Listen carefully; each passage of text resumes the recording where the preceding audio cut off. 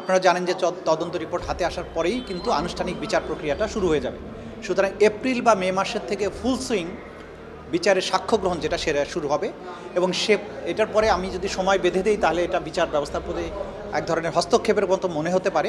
But আমরা আশ্বস্ত করতে চাই জাতিকে যে আগামী ডিসেম্বরের আগেই বেশ কয়েকটা মামলার বিচার শেষ করা সম্ভব বলে আমরা বিশ্বাস করছি এবং আশা প্রকাশ করছি।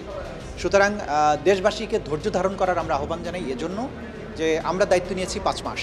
কারণ যখন বিচারের প্রক্রিয়ার মধ্যে দিয়ে অপরাধীরা তো এখনও মনে করছে যে তাদের হয়তো বিচার করা সম্ভব হবে না বা এই ধরনের দুরাশার মধ্যে আছে, কিন্তু যখন বিচার প্রক্রিয়াটা স্মুথলি চলমান হবে এবং কিছু রায় হয়ে যাবে তখন এই দাম্ভিকতা এবং তাদের যে লাফালাফি এটা বন্ধ হয়ে যাবে বলে আমরা আশা করি।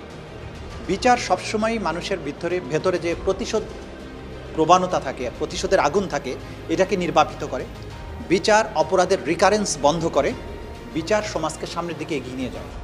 বাংলাদেশে আমরা যে বিশাল ক্ষত নিয়ে এই রেগুলেশনের পরে আমাদের সন্তানদের জীবনের এতগুলো মানুষের জীবন নেওয়া হয়েছে, এরপরে মানুষের মধ্যে কিন্তু যারা এই হত্যাকাণ্ড করেছে তাদের ব্যাপারে প্রতিশোধের স্পৃহা কাজ করে।